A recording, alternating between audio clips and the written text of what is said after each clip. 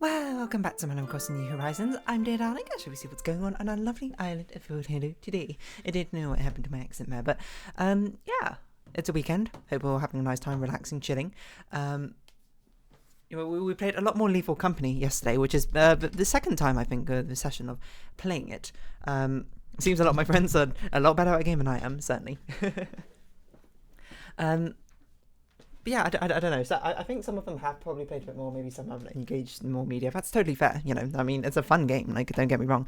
And it's good to see. I can't remember which YouTuber I saw, but one of the ones I follow was recently covering how. I'll get into it in a second. Hello everyone. Right now in Fawnhallow, it's 3:27 p.m. on Saturday, December 9th, 2023. But I don't remember exactly how I phrased it when I first played it, but I was just like, Lethal Company is less like a horror game, more like I don't know if I used this exact analogy, but I should have. But it was basically, it's akin to horror what like these cheesy, campy slasher movies are to horror, where it's like, yeah, of course there's still scary moments and we still have jump scares and that sort of thing, but it's not like a Hereditary, it's not like a Midsummer. I haven't actually seen Midsummer, to be fair, but it's not like a Get Out or Us with like creeping. I mean, there is like a creeping fear of like unease, I suppose, but it's much more sort of punctuated with comedic moments. It feels like a dark comedy. I think I described it as that in my first one. I don't remember. Rasputin, that's his name. He's a person who did a lot of the video series of like, my wife who doesn't play video games, and she here she is trying video games for the first time, which I thought was also interesting from like a video game design perspective. Anyway, so he made a very interesting video as well about how he thinks it's more of a comedic game rather than necessarily a horror game, which I 100% agree with. Like, I watched it, I saw that on my thing, and I watched the video because I was like, I 100% agree. That's what I'm saying. With so many funny, like, the moments which are scary in Lethal Company are scary, but they're not the moments which stick in your brain, like the scary moments from, I don't know, like an actual horror movie, like a thriller movie, like Hereditary always like comes to mind as my like favorite horror movie. It's like the sense of unease in it is incredible. But with Lethal Company, the things I remember from it are just like the really funny comedic moments. Like, I'm trying to think of some more moments which happened in this last play session. One of my friends, she was just like a ghost girl or whatever, and she started like streaming to show the ghost girl to us because we were like, what are you talking about? She was like, there she is, there's a ghost girl, and then she just immediately like died, like decapitated. And I didn't hear the full conversation because I was not totally paying attention. I just heard her go, hey look, there's a ghost girl, and then she just died in front of me. I just went, what the heck? I was like, what happened? It was very funny. We finally made it to one of our more expensive moons. We done, I can't remember what called it, Dine and Rend, is that what they're called? Something like that. The two of the cheaper expensive moons. And that was good fun. I think we run into all the enemies now. Like, I have since, because I feel like we've discovered most things, I've since like looked up like what enemies there are, and I'm like, how much more is there to this game? And I believe we run into all of them. So I suppose mild spoilers are Lethal Company, if you don't want to be spoiled about that sort of thing. Like, I didn't run into the coil heads the first times, which were kind of like weeping angels from Doctor Who, if you don't know. But I just remember I was talking to a friend on like over walkie-talkie. She was like, there's a coil head here. And I was like, what the heck's a coil head? But it's something which you can figure out, because I was just looking at the map and I was like, okay, it very much seems like we only move when you're not looking at them. We ran into the ghost girl. We ran into the Jack in the Box. That was a very freaky moment. One of my friends was like, do you guys just see this like thing here? And I'm like, what are you talking about? Because like, one, I didn't know who he was. It's another thing of a game where like small quality of life improvements. It's very hard to see the name tags on people, and it's hard to do it when you want to do it, which is a problem. I think like it would be nice if there was a shortcut button just to bring up any like name tags or something which are in your field of view, just so I can be like, who is that over there? But alas, that's not the case. And then there was just like a Jack in the Box apparently just winding himself up. And then when I finally found him to be like, what are you looking at? I just like looked over and there was like a giant skull charging towards like us. And I was like, what the heck? So I just immediately left.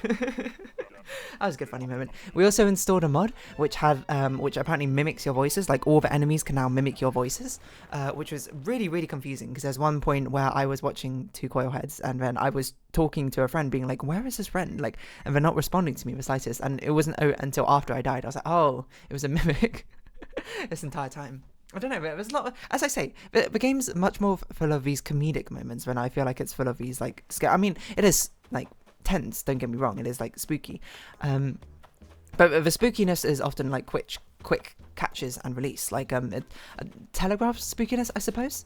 There's not many spooky things which come like straight out of nowhere, I suppose, like Bracken, I suppose, maybe, but it's so much more filled with these comedic moments, because there's sort of moments which make you go and then make you go ha ha ha as you laugh off everyone on death chat, like something like that. That's how I describe it. Anyway, we played more of it yesterday. We actually did pretty well. I'm starting to realize that though, me playing Lethal Company, something about it like really hurts, or I can't tell if it's like straining my eyes or if it's like some sort of motion sickness, but it's something to do with, I think, the way the thing is got like such a narrow field of view, with like shading posterization effect on it as well, and the fact that maybe it's because I did a lot of like the monitor stuff this time, like the angle that you look at the monitor and that sort of thing, just like it like really, it didn't make me nauseous, but it did make me like I don't feel so great anymore. I feel like at 70%, not 100%, just by playing it, which is sort of like weird. But yeah, it generally is a lot of fun time. I do worry that we're getting basically to the end of all there is to see, and at some point it's going to become, not as fun anymore. But again, as I said the first time I played through, it's about these moments of it being fun, and if it stops being fun, that's so be it. It's fun while it lasts, and that doesn't discount it, the specialness, I suppose, of those moments. So it was a lot of fun. I have, thought about it more about it. Like, I'm really bad at navigating that game. I often say this about real life, which people, are surprised by, because I tend to be associated with having a pretty good memory, and I don't know, I feel like I have a certain, not je ne sais quoi, but people have like this built-up expectation on me of being like very good at things, which, to a certain degree, I think holds truth in the sense that I can learn things quickly, but it's not like I pick something up and I'm like, oh, I'm absolutely amazing at this straight away, but, it's silly to not at least acknowledge it. I often talk about humility not being so much as underselling your abilities, but more being aware of your own abilities, right? It's not humble to be like, oh, I'm terrible at this if you're like a world-class athlete at it or something. That's not stupidity, I would say, but ignorance, if anything. Like I talk about this all the time, about how humility should be defined by an understanding of your own capabilities rather than the deliberate underselling of it, which is what people tend to associate with it.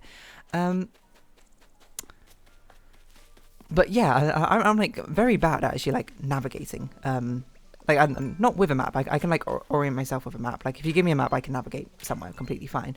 It's just like my brain, for whatever reason, it remembers a lot of stuff subconsciously. Like it's not like I had to particularly try very hard to be like, hey brain, remember this friend's birthday. For some reason my brain is like, yep, just gonna catalog that away. But whenever I'm walking somewhere, my brain is not very good at like keeping track of the path. The way I should put it is, it's not very good at building like a mental model of a map in my head.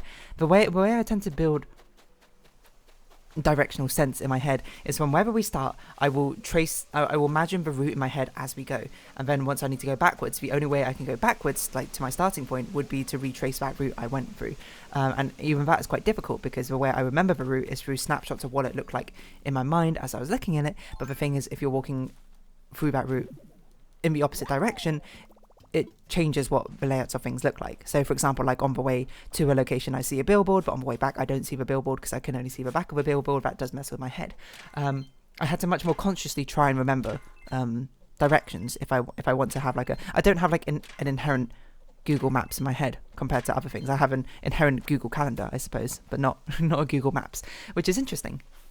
I don't know why I use Google specifically. I guess because I have a Google phone. I'm not sponsored, by the way.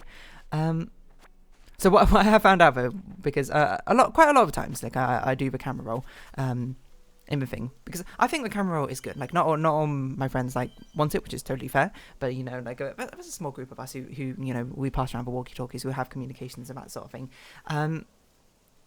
And I don't have as much as an adventurous spirit as I think a lot of my other friends do, which is fair enough. I tend to be much more methodically slow and paced out. Communication is like one of my probably fortes, and when it comes to these video game sort of things, and I like doing it, to be perfectly honest.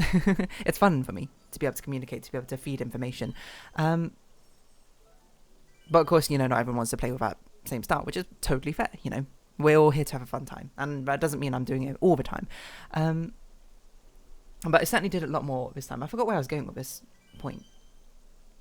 Anyway, the entire thing was like looking at a top-down map. It's easy to navigate. I can tell from, hey, take us first left, stop here, take first right, and this room, etc., etc. I feel like that communication comes across easily. But when I'm in there myself and I'm just like trying to get to the main entrance and trying to go back to where the ship is, I'm just like, I can't even see it. And I suppose spoilers for Lethal Company is like those final 3 maps are like incredibly, well, I assume the third one is, I don't actually know, we haven't been to the third one yet, but if a pattern holds, is that they are constantly foggy. You can only see a few meters ahead of you, like at any one point, which is incredibly difficult for me to navigate. And I think it's probably compounded by the fact that I'm not often the one to go to the facility in the first place, so I have a lot less experience with navigation. I'm a lot less used to the maps than other people are, and a lot less dealing with the monsters and that sort of thing. Like, I can't remember, my friend was telling me about a thing, being like, why did you sprint when the T-Rex was there? And I was like, I didn't know sprinting would to be honest. I thought it was just sound, so that's why I was like, I didn't speak. And I was like, when I saw an opportunity, run to the ship. That's what I did. But apparently, as I now learned, sprinting does alert it. You're meant to crouch walk around with them, so thank you, friend, for telling me that. There's another thing about the coil heads, where I was watching the coil heads, and I tried to turn around and exit the door, but the door wasn't directly behind me, so I died. And then she was like, next time, what you can do is you can bait them near the door, so then you can look at the door and exit at the same time as you leave. And I was like, that's really clever, I didn't think about that. I don't know if she's played a lot of it since then, or she's like watched a lot of like YouTube videos on it and that sort of thing, but or maybe she's got an inherent knack of it. She's very good at navigating, I would say. she somehow finds a way every single time, which is, it's an enviable skill to have, but we all have strengths and weaknesses, I would say. But yeah, and I'm not sure if I talk about this. Like, I suppose the way I build a map in my head is like a London TFL thing, where I have like one central starting point, and then everything gets built out as like spaghetti routes on to each of their locations. My mind doesn't make the connection between like shortcuts between things. So like if you told me to go like forward 4, right 3, and then down 2 or something like that, of course, very simplified example, and you were like, go back to where you started, I would retrace my steps rather than continuing to walk forward 1, then right 3 or whatever to return back to where I started, because I was like, my brain hasn't necessarily made that connection, I think, between this as a shortcut. Or more, I think it's partially that, and partially also when through practice, or not practice, but through like experience of me navigating places, I would be like, I could go that way and risk not ending up where I'm going, it being a dead end, or I could go back a way I know works. And like 99% of the time, I would say, I'll go back a way I know works, because in this case it's like important. And then it's like, oh, if it doesn't matter, like timing wise, I got all the time in the world, I got spare time to kill or something, or sorry, to unalive, or to or I'm like moseying about doing whatever, then I will like, okay, let's see where this goes. But that doesn't really happen a lot now I think about it, because a lot of the times I tend to plan pretty well. So it's like, I need to leave here at this point to get to there at that point. I don't give myself, I give myself a little bit of breathing time, but I'm like, I'd rather be there early rather than anything, so let's not take a weird path. Which, as I'm learning, as I talk to my friends about sort of thing, I have another friend who is, of course, I'd tend to say much more my opposites in a lot of sort of ways. I don't know why I'm speaking so fast today. I feel like I'm really hyped up to talk today, so I hope you're following along. I can't remember we having a conversation at one point. He would just randomly say, if he's going in one direction, he would just randomly walk down like another route, being like, I think it probably works in this direction. If he doesn't know where something is, he'll just be like, I'm just going to walk randomly until I find it, that sort of thing, which is the complete antithesis to me, obviously, which I think probably establishes why he probably is better at navigating than I am, because he's or better at like finding those sort of shortcuts, simplifying routes down and that sort of thing, while I'm much more better at maybe memorizing the route I took. I don't know. It's things I don't think about. I was actually thinking about it earlier today in Animal Crossing, where these Animal Crossing videos are basically 20 minutes of me every single day self-reflecting on myself, which is probably really good for becoming like a better person, for growing as a person. I could be like, oh yeah, I do this, and like I never really thought about why I do this rather than doing that. I reflect upon my friends, like how they do things and approach things. How can I incorporate that to myself? How can I like teach what I do to them? That sort of thing. And it's just like, I like to think it's good for my mental health, probably. I don't know. It's sort of like venting to avoid. Although I should be aware, I'm not actually venting to avoid, but still like a consistent group of people who I think are watching these Animal Crossing videos. I don't know who you are, but, you do. I hope you're having a nice time. I hope you're finding these conversations entertaining. But it's just like mapping these routes in my head. Like, surprisingly difficult. Not surprisingly difficult, but surprisingly I don't do it. I'm not sure intuitively, subconsciously is the word I want, compared to a lot of other things. And I think another thing, because again, I'm associated with having a good memory, I just tend to randomly remember things. Like my friend will be like, oh, what was that thing you saw? And I'll be like, oh, that you mean? And we'll be like, yeah, I don't know, for whatever reason, as I say, my brain has a very good like cataloguing system when it comes to remembering things. I think it's surprising that one of the things it doesn't remember particularly well, or doesn't choose to remember very well, is locations, routes. Because if I sit there and like you're like you got to remember and figure out like the directions from here to there, I can do it obviously. I'm not like directionally lost in my head. It's just more like if I'm walking about from place to place, my brain won't intuitively pick up things. It won't subconsciously remember the things, but it will subconsciously remember other things, which I find very interesting because I feel like I have probably an over reliance on the fact that I have a very naturally decent memory, naturally good memory. Come on, let's not be hypocritical about my whole humility thing I was talking about earlier. I have a naturally very good memory, which means subconsciously good memory, which means I tend to probably over rely on it too much for being like, oh, when does something happen? I just remember it, and that sort of thing, which, you know, is probably to my deficit when it comes to actually navigation, when I don't remember it so subconsciously. I don't know, I never really thought about that until just now. See, 20 minutes of self-reflection every single day does wonders, I think. I suppose it probably only does wonders if you are someone who's particularly well versed in self-reflection and someone who's willing to criticize yourself and to a certain degree, right? Criticize and praise yourself. Be fair to yourself, essentially. Because I'd imagine like 20 minutes of self-reflection every day, if you're very narcissistic, could just be sort of like aggrandizing. That's what I was like, how do I say this word? Which probably is not very beneficial. If anything, it's quite detrimental, I'd imagine. And if you're self-depreciating and self-efficating, then it just becomes 20 minutes of you just being absolutely too harsh on yourself, which is also probably not very beneficial, I would say. You need a steady and firm mindset for yourself. Anyway, basically the long and short of it is Lethal Company is still a lot of fun. I'm having a grand time playing it. I think maybe next time when I play it, I should definitely try and opt in for more of the exploration thing. I still like communication, so, you know, I still like being the person with the walkie-talkie talking to whoever's on, you know, the cams. You know, there's me and another friend. We're often the two who tend to sort of go back and forth with it. But I think it does work out. I think a lot of my friends do prefer the adventuring side of like delving into the facility, which is totally fair because I think for most people that's probably what the fun part is, that sense of exploration. But as I say, my sense of exploration is, you know, the Bardell's pillars of gaming or that sort of thing. Exploration is by far and away the lowest, I think, of the pillars for me. I think very much I'm very socially and achievement oriented, probably extremely achievement oriented when it comes to games. What was it? It's like the achiever, the social gamer, the warrior, and the explorer, something like that. Well, and surprisingly, I think the warrior is probably... No, is warrior above explorer? I think they're both pretty low, I'm going to be honest. I think I've min-maxed to max out social achievement and then like have 0% in like warrior and explorer. Maybe like 5% in explorer, 5% warrior. I don't know. Anyway. I think I've actually spoken about those Bardell game types before, but that was like 3 years ago. I wonder if I've changed since then. Yeah, I mean, I tend to be pretty achievement-oriented. Yeah, I don't know where I was going with this, to be perfectly honest. I don't know if I was going anywhere at all. It's just Lethal Company. It's a fun time. And, you know, mapping the routes out in my head is not something which... And if anything, I should do more of exploring just so I can, like, practice that skill. And you might be like, are you... Instead of, like, playing a game to have a good time, you're playing a game to hone an ability of yours which you think you're not very strong at. In which case, have you met me? Of course I would do something like that. Ridiculous, I know, but, you know, there's always great opportunities to improve who you are as a person, I suppose. And for me, you know, even recreational time, I think, comes under that. It sounds more ridiculous than when I say it out loud, I'm going to be honest. But I should do it more often, you know.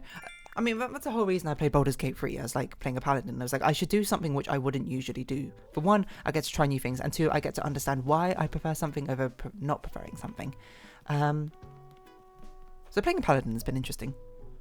And I played enough of a game, but I've eventually shifted myself over to basically being the go-to tank, I suppose, role of that sort of thing, which I enjoy a lot more. I don't get as much satisfaction as outdealing a lot of damage as I do compared to enabling someone else to deal a lot of damage.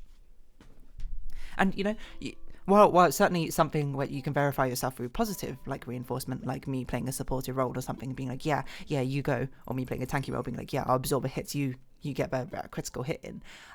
It's something that you should also perhaps reinforce through negative confirmation as well. You know, by playing something with more focus on damage, I'm just like, you know, it just doesn't give me that same adrenaline rush, you know.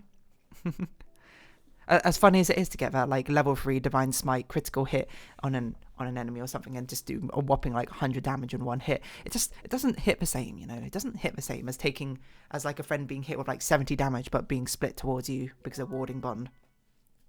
Oh, I was absolutely cooking up like a mine, like a build. Sorry for Baldur's Gate. This is like completely sidetracked. But in Baldur's Gate 3, I read on the wiki that warding bond, if you like, it doesn't stack. Like you can't cast it on someone and they cast it on someone else, and then you're like, you can't daisy chain it, but you can like spiderweb it. So if one person casts warding bond on each person of their party, all of our party members take half damage, and you will take technically, I guess, double damage or something like that. And I was just like cooking my head, being like, how could I make this possible?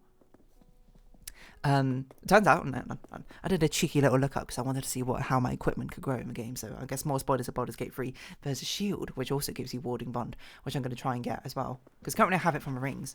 And then if that doesn't work out, then I was like, big brain, what about multi-classing?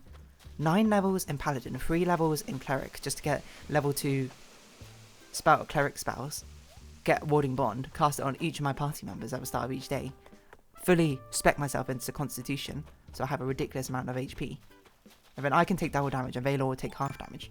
Brilliant. Maybe. I think it'll probably result in my character dying very quickly, but we'll see how that goes. And especially as me being a dedicated healer, that probably doesn't seem great.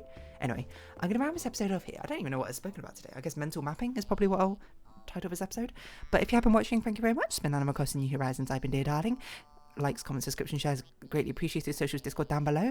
Hope to see each other again. But for now, it's our farewell. So until next time, bye-bye for now.